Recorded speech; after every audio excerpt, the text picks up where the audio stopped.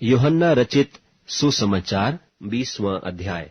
सप्ताह के पहले दिन मरियम मगदलीनी भोर को अंधेरा रहते ही कब्र पर आई और पत्थर को कब्र से हटा हुआ देखा।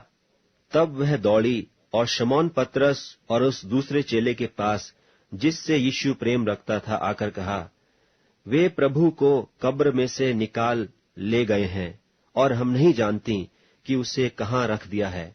तब पतरस और वह दूसरा चेला निकलकर कब्र की ओर चले और दोनों साथ साथ दौड़ रहे थे, परंतु दूसरा चेला पतरस से आगे बढ़कर कब्र पर पहले पहुंचा और झुककर कपड़े पड़े देखे, तो भी वह भीतर न गया। तब शमौन पतरस उसके पीछे पीछे पहुंचा और कब्र के भीतर गया और कपड़े पड़े देखे, और वह अंगोछा जो उसके सिर से बंधा हुआ था कपड़ों के साथ पड़ा हुआ नहीं, परंतु अलग एक जगह लपेटा हुआ देखा। तब दूसरा चेला भी जो कब्र पर पहले पहुंचा था भीतर गया और देखकर विश्वास किया। वे तो अब तक पवित्र शास्त्र की वह बात न समझते थे कि उससे मरे हुओं में से जी उठना होगा।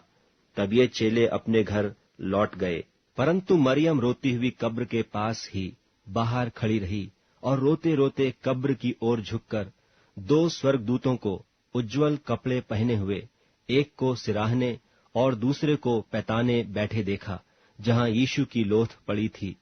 उन्होंने उससे कहा, हे नारी, तू क्यों रोती है?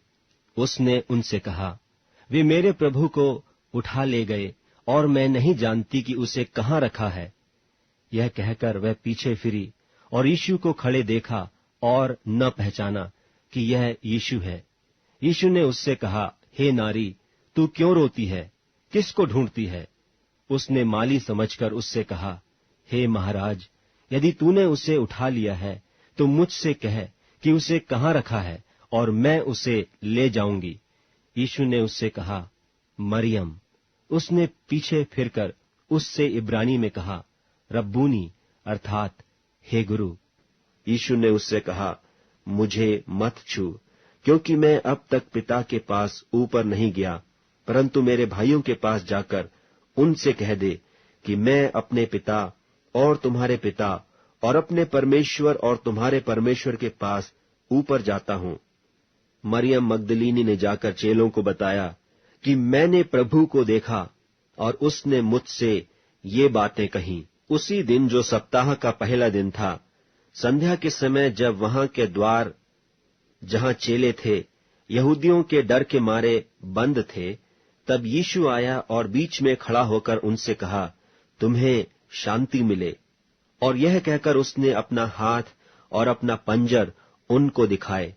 तब चेले प्रभु को देखकर आनंदित हुए। यीशु ने फिर उनसे कहा, तुम्हें शांति मिले। जैसे पिता ने मुझे भेजा है वैसे ही मैं भी तुम्हें भेजता हूं। यह कहकर उसने उन पर फूंका और उनसे कहा, पवित्र आत्मा लो। जिनके पाप तुम क्षमा करो वे उनके लिए क्षमा किए गए हैं, जिनके तुम रखो वे रखे गए हैं। परंतु 12 में से एक व्यक्ति अर्थात थोमा, जो दिदुमुस कहलाता है, जब यीशु आया तो उनके साथ न था।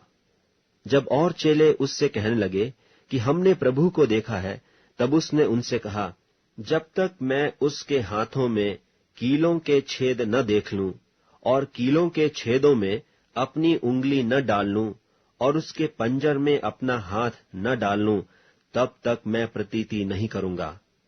8 दिन के बाद उसके चेले फिर घर के भीतर थे और थोमा उनके साथ था और द्वार बंद थे। तब यीशु ने आकर और बीच में खड़ा होकर कहा, तुम्हें शांति मिले।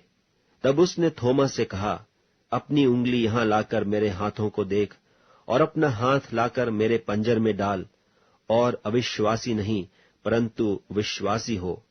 यह सुन थोमा ने उत्तर दिया, हे मेरे प्रभु, हे मेरे परमेश्वर। यीशु ने उससे कहा, तूने तो मुझे देखकर विश्वास किया है। धन्य वे हैं जिन्होंने बिना देखे विश्वास किया। यीशु ने और भी बहुत चिन्ह चेलों के सामने दिखाए, जो इस पुस्तक में लिखे नहीं गए, परंतु ये इसलिए लिखे गए हैं कि तुम विश्वास करो कि यीशु ही परमेश्वर का पुत्र मसीह है और विश्वास करके उसके नाम से जीवन पाओ।